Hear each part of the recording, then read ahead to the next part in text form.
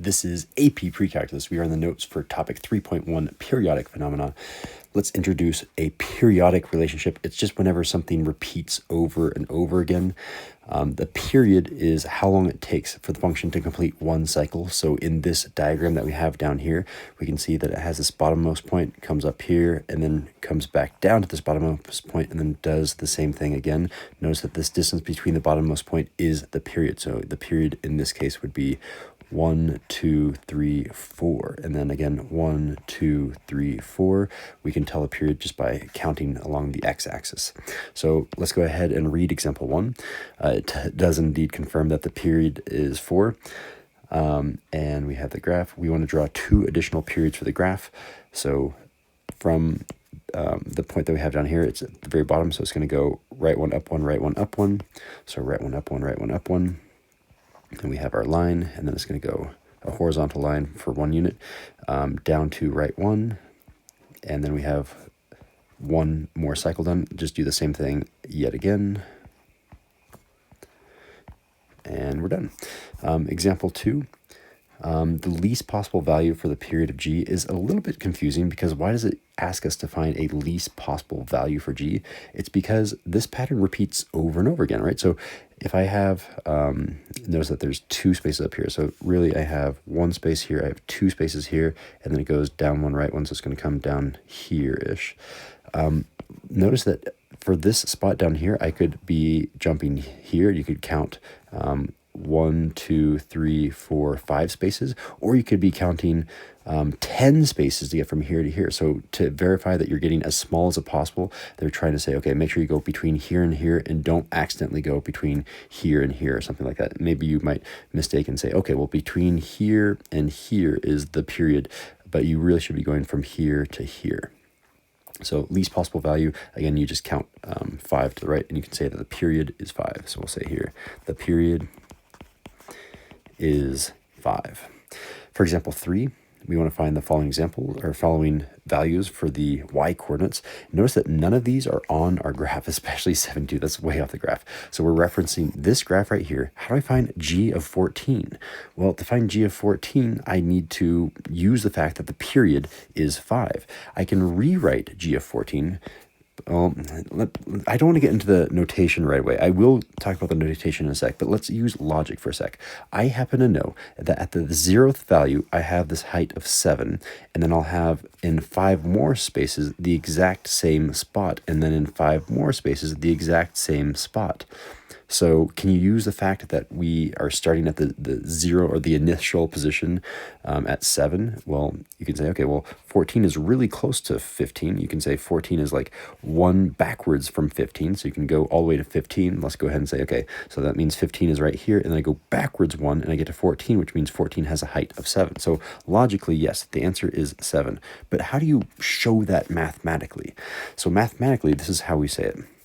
We say, well, this is equal to g of a number, which we will find in a second, plus a sum multiplier by the period. So the period is 5, and I can multiply that by whatever I want. And I need to make sure that this value, here, let me give myself some room. I need to make sure that this value right here is the same as this value here. So I need to make sure that this is 14. So I can say in here that this is 5 times 2 is 10. And then if I do 10 plus 4, I get 14. I could have also done something else. I could have said that this is g of, let's do something plus 5. What if I went to 15, right? Like I did in my logical problem. If this is 15 in here, then I need to go backwards 1. I would say it's minus 1. Both of these are valid answers for the notation, and they're the same answer for this value of what is the height of -1, what is the height at 4. Because if I come back up to the graph, the height at a -1 is a height of 7, which is the exact right part of our graph. And if I go to 4, that's exactly the same part of our cycle, and that's also a height of 7. So either way, you get a height of 7. I think more standard for mathematical notation is to not have a negative value. You typically have a value between 0 and this number -1, so between 0 and 4 in this case. So this would be usually the prime example, but I don't see anything wrong with having a -1 here. Whenever you have this, you can now rewrite this and say, well, this is really equal to g of just we'll say 4 in this case. I'm going to use this one because whenever I have multiples of the cycle, you can kind of ignore that and just look at the first initial cycle, or maybe the backwards initial cycle. And we happen to know that g of 4 is, I think it's a 7, right? Let me make sure I got it. So if I go over here to 4, 4 has a height of 7. Perfect. So how would I do for 72? How can I use this notation to my advantage? You can say, okay, well, I need to say it's g of something, and then this something in here has to be 72. So I know that I'm going to be adding a period of 5 times something. Maybe I don't have enough room. Let's move this over. 5 times what is really close to 70? Well, 70 is close to 72. I kind of give it away there, didn't I? 70 is close to 72. I know that's a multiple of 5. 5 times 14 is 70. And then I just have to add 2, which means this is the same thing as g of 2, because again, we can kind of ignore all the cycles of 5. There's 14 cycles here. So g of 2, I just have to reference the graph. I come back up here and say, okay, well, 2 is right here. G of 2 happens to be this height of 6.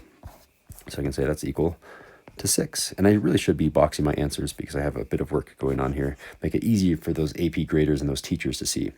All right, how do I do g of negative 17 using this notation to our advantage? Well, I say, okay, this is going to be g of something. I know there's going to be a plus here. It's going to be 5 times some number. So what's a number that's really close to 17 that's a multiple of our period of 5 in this case? Well, 15 is really close. And that's okay. I would have used 20 and done 5 times 4, but you can use 15. Well, if I do 5 times 3, that's 15, and then I have to go backwards 2.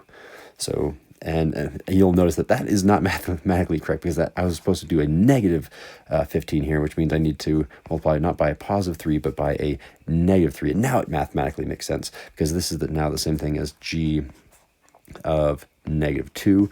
Again, I can cancel out all of my cycles of 5. There's negative 3 cycles. I'm going backwards 3 cycles, and I just need to find the height at negative 2, which we are provided with. If I go to negative 1, negative 2, if I go to negative 2, I have a height of 7. So I can come here and say that this is equal to 7. Excellent. All right, moving on to example number 4. Okay, this time we have a table, and it tells us that it's a periodic function, and the period is 5. So every 5 values, it will repeat. And the problem is we have incomplete data for our x, I guess our x values. Notice it goes from 1 to 3 to 4 to 7. I'm missing 2, and I'm missing 5, and I'm missing 0. Which means if I have 7, I can go backwards 5, and I can find the value of 2, right? So if I'm going to put a 2 right here. I'm going to put a 5 and a 6 right here. I can put a 0 right here. These are all the values that we're missing in our table. How many of these values can we find? Well, I know that I can go from 7 to 2 since I have a period of 5. I can just go, let me notate this and say, to go from here to here, I'm just going backwards 5. You're allowed to go forwards and backwards 5 to get to the same height. So this height at 2 is also this height of 2 right here. I can fill in, this is a height of 2. So 2 comma 2 is a point on this graph that has a period of 5. Is it possible to find 0? Well, in order to find 0, we would need 5, and we don't have either 5 or 0, so you'll never be able to find those. But I could find 6. I don't know if I'll ever need to, but to find 6, I could go one cycle forwards from 1. I can add 5, and I can say, okay, that means that 6 and 1 have the same heights, and I can say negative 2 is this value over here for 6. I don't think we're going to need that, though. It's just fun to play with the table knowing that we have a period of 5. So we should probably actually do the problem. So find the following values. So it's asking for h of negative 2. And we're going to do the same thing. We're going to expand this out and say, well, this is going to be equal to h of some value where I'm adding a multiple of 5. 5 times what is really close to negative 2. And I can say, well, if I go backwards 1 cycle, 5 times negative 1, this gives us negative 5, and I have to add 3 to get to negative 2. So adding 3, this is exactly a negative 2. And because this is a cycle of 5, I have a period of 5, I can kind of just cancel this out, and I can say that this is now h of 3, which I happen to know from our table over here that h of 3 goes to 0. So this is going to be equal to 0. What about h of 6? Okay, h of 6 is not given on the graph, but we did talk about it up here. This is the same thing as h of a number that we're going to find plus 5 times a multiple of however many cycles we want to go forwards. So I'm just going to do 5 times 1 because that gets really, really close to 6. 5 times 1 is 5, plus 1 will give us 6. So this is the same thing as h of 1, which we happen to know from the table. H of 1 goes to -2. So I can say -2. What about C? Oh, C is a composite function, aka a function within a function. Whenever you have a composite function, you need to find the inside first. So I need to find what is h of 9 first. H of 9, I do the inside first, and I don't have a 9 in my table. So again, I'm going to use our notation up here to help me out. I'm going to say, okay, this is going to be the same thing as h of, oh, I'm so close, h of a number plus, then the period is 5, and I can do whatever multiple I want. 5 times 1 is fine with me because I think we can have a 4. Yeah, so I'm noticing that 4 is a value that I know the y coordinate for. So if I have a 4 right here, notice that 5 times 1 is 5, plus 4 is 9. The insides here all match, which means h of 9 is the same thing as h of 4. And I happen to know that h of 4, in this case, I just saw it in the table, h of 4 goes to a 3. So I'm going to come down here and say that is a height of 3. I'm not going to box that though, because that's not my final answer. That's only what this inside is. So now that I know that, I can say, okay, all of this h of 9, that turns into just a 3, which means our new problem here is h of that new inside is 3. And I don't have to do any sort of special cycles. H of 3 is a value in the table, I think. So there it is. H of 3 just goes to 0, and I can say h of 3 is equal to 0. And that's why we box our work, because some teachers might think, oh, your final answer is 3. No, our final answer is 0. That's why we box it. Our answer just happened to be up above.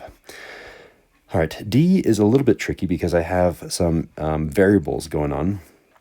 So I need to say h of 5k minus 3 is equal to, and it's kind of silly to write this, but I'm going to say it's h of, I don't have a -3, otherwise I'd be done, because 5 times some integer, some whole number is a multiple of 5. If I plug in a 1 here, 5 times 1 is a multiple of 5. If I plug in a 2 here, 5 times 2 is a multiple of 5. 5 times any integer is a multiple of 5 by definition, which means you can kind of just cross that out right from the get-go, knowing that our period is 5, and it's just h of -3. The question really is asking, how do I get -3? Knowing that we're supposed to ignore this 5k. So to get -3, it's going to be, I'll say it's going to be some number plus 5 times however many cycles I want to go forwards or backwards. -3 seems like it's just one cycle backwards, so I'm going to say -1. And right now, 5 times -1 is -5. I need a positive 2 to get to -3, so I'll do positive 2. I don't know why I was about to write a plus 2. 2, and then technically I can write plus 5k to make sure that everything on the inside of the parentheses is everything on the inside of the parentheses. If I multiply this all out, -5 plus 2 is -3, and then the 5k and the 5k all match up. And anything that's a multiple of 5, you cross out. This is a multiple of 5, that's a multiple of 5. So this is really just h of 2, and that's all there is. And we happen to know h of 2 from our table, and this is where we know that h of 2 is 2, just playing with the math, but h of 2 is the same thing as h of 7. These are the same heights here, and that has a height of 2. All right. It's interesting to note too that whenever you have a cycle, it's essentially just doing a horizontal translation onto itself, and that's how cycles work. So notice the notation down here. You can say that if you have a period of 5, so if you have a period of 5, then I can add or subtract 5 values, and that works. I can subtract 5, I could add 5, I could subtract 15. All of those work because this is a multiple of 5. You're just doing a horizontal translation. Yeah, is this question asking? Oh, this is just talking about example 4. Okay, so new example, example 5. 2 full periods are shown. Find all input values. If it's telling us to find all input values, we need we have an infinite number of answers. I don't want to spend infinity number of minutes working on this. I need some sort of equation that defaults to tell me how to find that. And I want to make sure that I have an output value of 1. That means a height value of 1. So if my height value is 1, where does that height happen? That height happens there and there. So I'm just going to circle those. So I notice that it happens at both 2 and at 6 for my x coordinates, and it will keep happening over and over again. 1, 2, 3, 4. We have a period of 4 this time, and then another 1, 2, 3, 4. So the next one will be right there, and then 1, 2, 3, 4. The next one will be right there. It's every 4, and then I can go backwards 4 too, right? I can go 1, 2, 3, 4, and there will be a point right there. I have to have all infinite number of those x coordinates. I'm trying to find those x coordinates. So and it makes sense that I'm trying to find an x coordinate because it says find input values. Input values implies that we're finding an x coordinate. So here's the answer. Our x coordinate that we're looking for, here's the answer, is equal to, well, you just take an existing value that you like. You can either choose 2 or 6, either one, whatever floats your boat or sinks your sub. I'm going to go ahead and say 2, sure. I don't know. It's a smaller value. And then I just have to add multiples of the period. So if I add multiples of the period in this case is 1, 2, 3, 4 until it repeats. So I can say plus 4 times any variable other than x. Typically in textbooks we use k or we use n. I'm just going to choose k. It's a little bit more traditional. And then there's our answer, and we have to make sure that you don't accidentally plug in a fraction for k, because if you plug in a fraction, then it won't work, because you'll say, okay, if k is a half, then this is going to be 2 plus 2, and 4 definitely does not have a height of 1 here. So make sure we only plug in whole numbers. Positive or negative whole numbers are fine. The correct term for positive and negative whole numbers and 0 is called integers. So we'll just say k is an integer. And that's our full answer that we would box.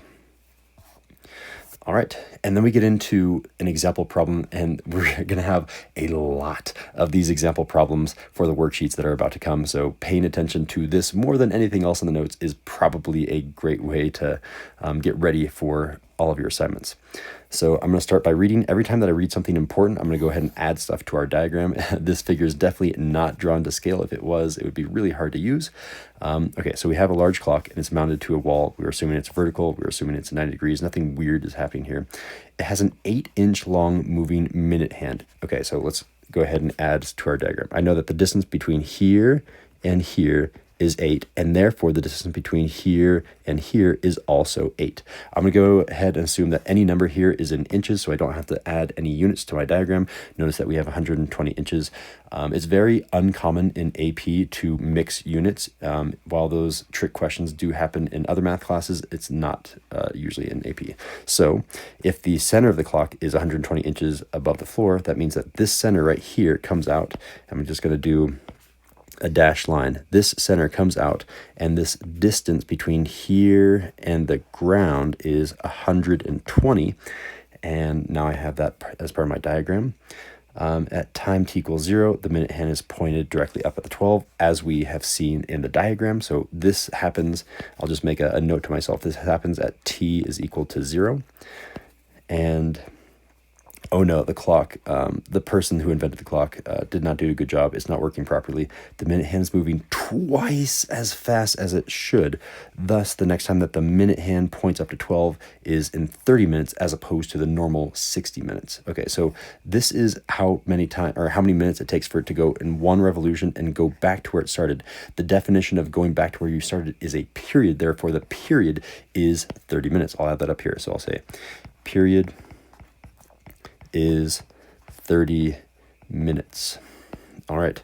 As a minute hand moves, the distance between the endpoint and the minute hand and the floor periodically decreases and increases, of course, because sometimes the minute hand is down and it decreases. Sometimes it swings back up and it increases. So this is a very common diagram that we're going to be looking at.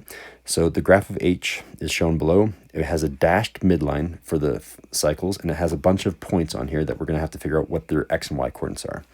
And it says that the no scale is indicated. We have no axes. It's just a very basic diagram. So we need to determine, and this is a very common type of question again, what is the x and y coordinate, aka what's the t and h of t coordinate of all of these points within the context of the problem in the diagram that we have up here.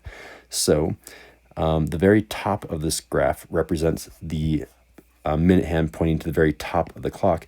And we know that we start at the top, and this is starting at the top. So this is where we start, and we start at time is equal to 0 minutes. So this time, we always have time on the x-axis.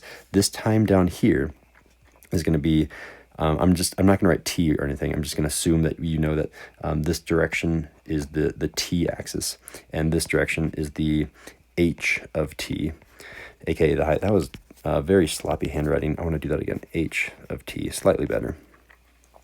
This is at 0, and I know that it goes all the way back to itself again in 30 minutes. So I'm repeating the same pattern here again. So this must be at 30 minutes. So right here, we have 30 minutes.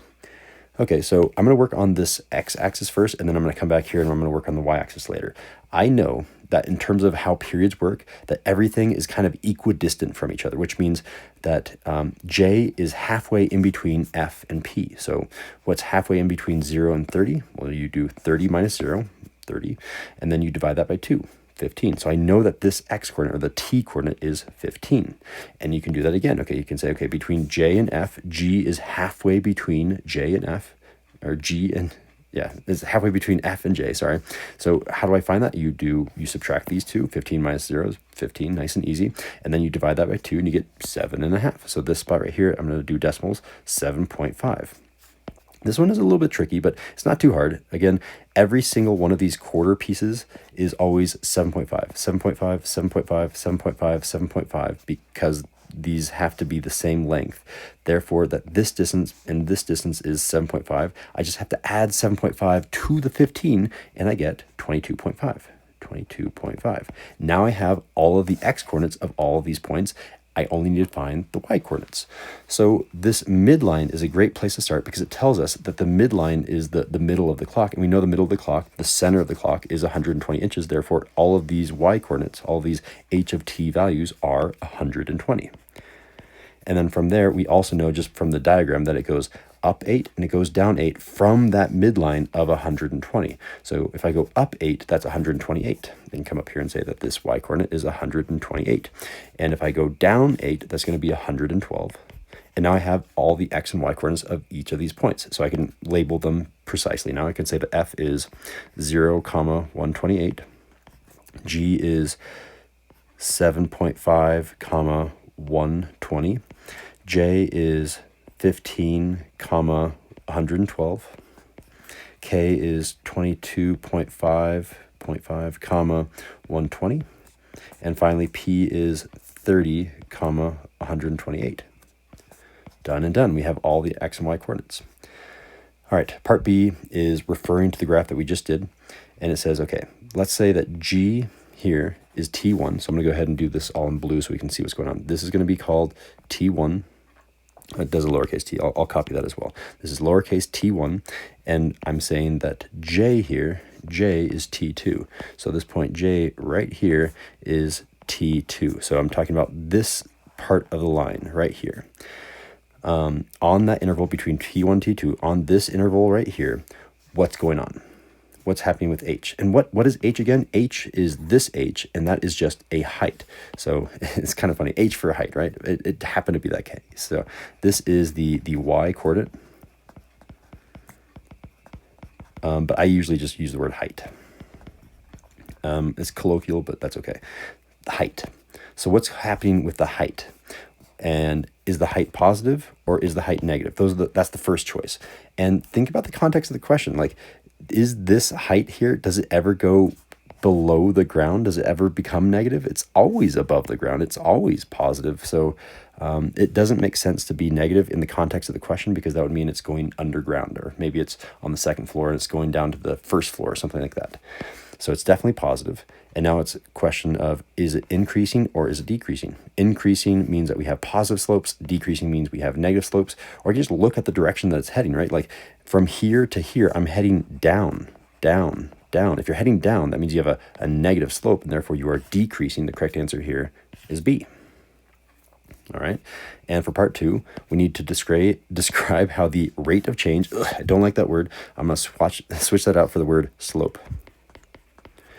Describe how the slope is changing. Okay, well, I'm noticing that here I have a slope that's like -1-ish, and then over here I have a slope that's 0.